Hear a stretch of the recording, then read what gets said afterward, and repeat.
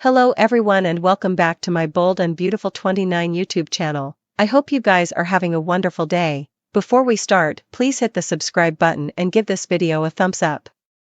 In Eric's office, Ridge and Brooke kissed. Brooke proposed that they work out in the company spa. Ridge allowed. She was talking about his pudge, but she clarified that she demanded to get in shape and look good for the bedroom line. Arrived with Ridge's pizza, and his parents noticed Commodity was wrong with him. He said it was about Luna's mama, Poppy. RJ was not sure if he should talk about it with them. Brooke asked what it was, and RJ revealed that Luna had set up Tom Starr's pack. It had just shown up at Luna and Poppy's apartment, full of letters claiming that he was Luna's natural father. Latterly, RJ participated Katie's proposition, and Ridge scuffed heavily at the notion that Poppy was responsible for 2 deaths. RJ wondered how Hollis had gotten dragged into it. Brooke replied that they did not know what this was.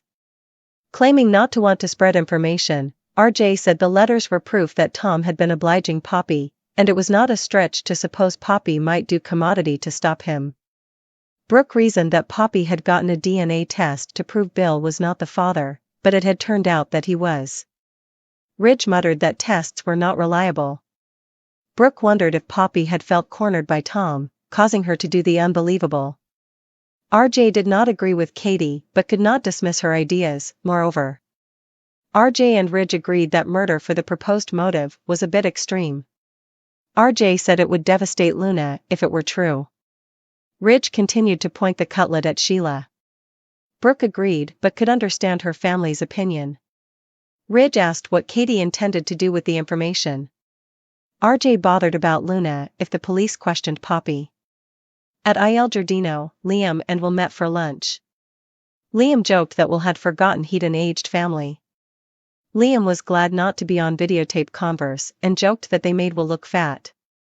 Liam brought up Will's awkward return home and figured Poppy had been rattled, too. Will said Poppy was not what he'd allowed.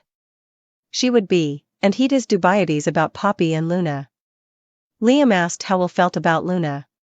For Will, it was too soon to really know, but he allowed. It was really strange that the woman had suddenly decided to do a maternity test and had hit pay dirt overnight. Will noted that Poppy and Luna were living large in what had formerly been Will's home. Liam replied that it was still Will's home. Will knew it but said Bill was veritably different due to the Nozawa women. Liam was not ready to form an opinion because he had not spent a lot of time with them, but it was apparent to him that Will allowed. Luna and Poppy were questionable. Will wondered if Bill was in love with Poppy and had gotten over Katie. Liam declared that Bill would no way get over Katie, and he'd a son with her. Will replied that Bill had a son with Poppy. Liam conceded it but said Bill had not gotten where he was without reading people exceptionally well. Will agreed but remained leery of Poppy. At Bill's house, Luna entered behind her mama as Katie blazoned that she was there to advise Bill about Poppy.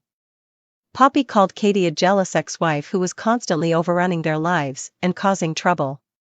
Poppy asked Katie to leave. "Are you ordering me out of Bill's house?" Katie asked.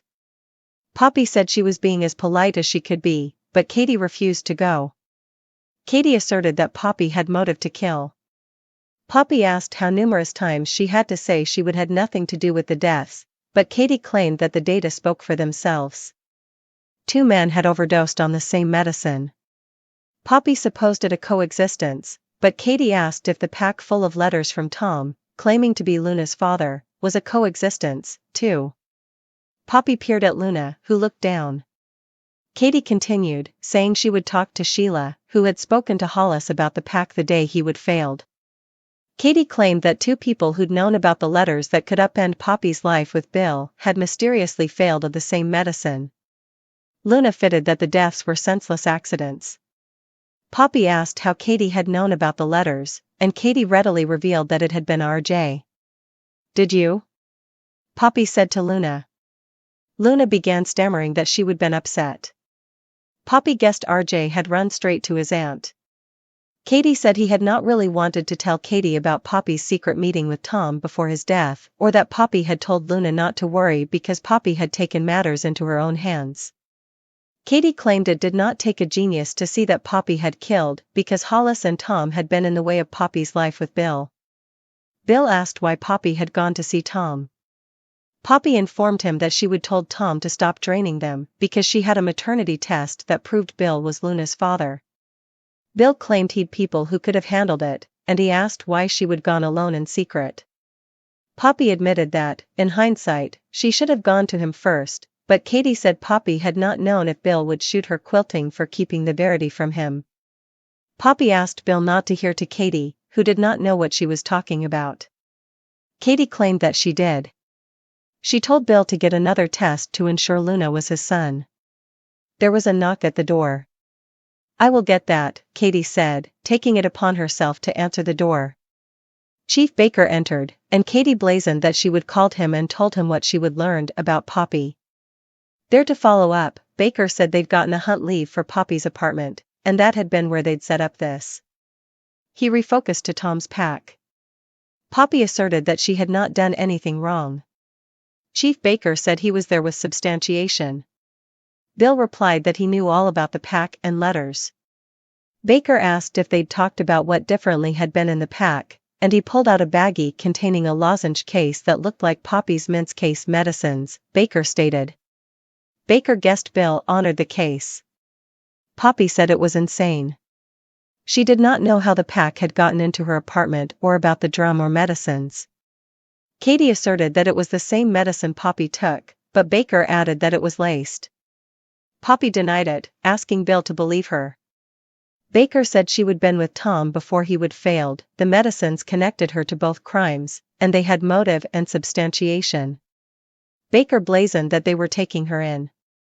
Luna asked if Poppy had really done it. Poppy denied it. Luna asked if Bill was really her father. Poppy affirmed it, saying Lee had done the test. Poppy swore she was innocent, and the police and Katie were wrong. Bill told Baker to do what he'd to do, but Bill hoped none of it was true. The police shackled Poppy, and Baker read Poppy her Miranda rights and took her down. She was so happy with him. This life he's given them. The history was much harder than they admitted to. When she got her internship at Forrester, she was so proud of herself and wanted to break free from her mama's crazy life. It was always with her, however. She put on a stalwart face and smiled, but it was okay until he came on. She's tremendously thankful for him. He's not her pater. But he's a man. The most compassionate, strong, beautiful, inconceivable man she's ever met. She pulls him to her for a clinch. When they part, Luna suddenly kisses him. Bill is stupefied.